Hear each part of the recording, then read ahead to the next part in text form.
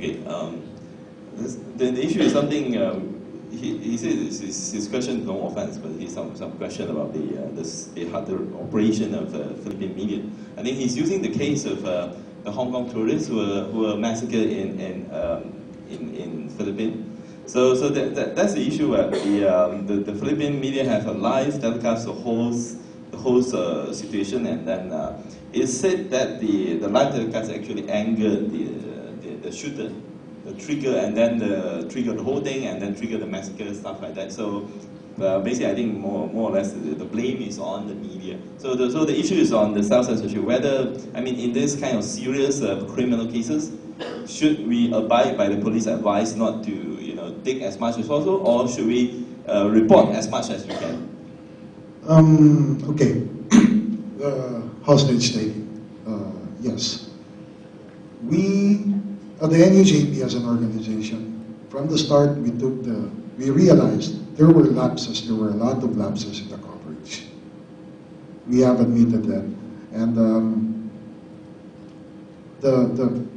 it's a complicated, it's a complicated situation really. But the bottom line is, the media responded to a situation when they're covered. The police were supposed to control the situation. Yes, media broke a lot of rules in coverage, but like I was saying, the interests of the networks, you all know that. Networks are out for the ratings. The cameraman is there, he turns the camera on. Man up there says, don't shut it off. And the police had no control at all. The police, in fact, we were talking to a lot of colleagues who were there. They were waiting for the police to give instructions. There were no instructions at all. Yes, they were saying that incident where the hostage taker's brother was arrested, being taken away. I'm sure that pretty much angered the hostage taker, yes. But what happened really was, the cameras were rolling. They tried to take the brother away, the brother runs to the cameras. The cameras are rolling. He runs to the camera. There was no way to actually switch off the camera.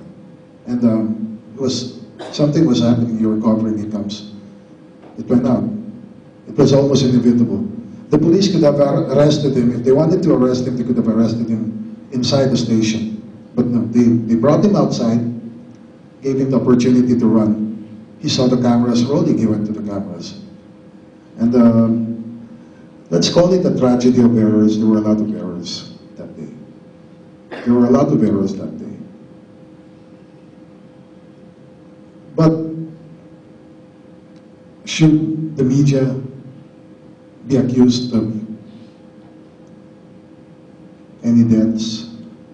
I think that is a question that is very subjective.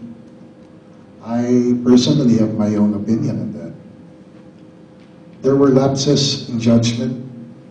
There were even probably breaches in ethics, I will admit, from looking at the coverage.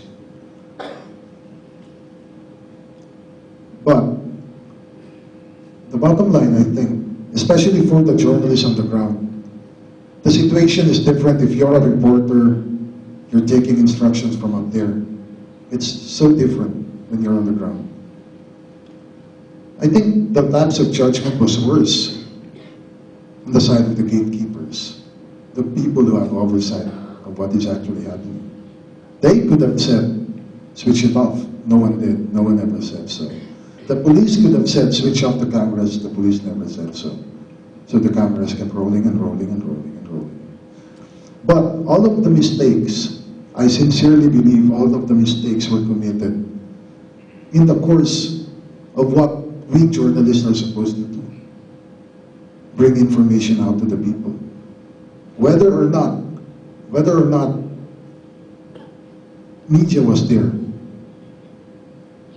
The way you saw how the authorities handled the situation, it was live anyway. Even if media were there, given how the authorities handled the situation, could things have been any better? Perhaps. I don't know the answer to that. But the bottom line is, there are authorities who are supposed to be in control of the situation. They did not control the situation. Media happened to be there to cover. Perhaps media committed a lot of mistakes, but media was just there to bring information out. Media was not there to try to affect the situation in any way. If it did, with the kind of coverage it did, it was a very bad mistake. But there was no intention to cause any harm. I sincerely believe that. Because we're not perfect, none of us are perfect. But we do trust in authorities to do something. And if authority breaks down, I don't think, let's put it in any situation, any other situation, like say in the riots in Bangkok. You could probably put an argument, media showed the riots and inflamed passions, but I don't think that's even correct. People will do what they will do. Media is just there to cover. We try to do our best, sometimes we make mistakes like everyone else. But I think the bottom line is, we're just trying to do our jobs to best.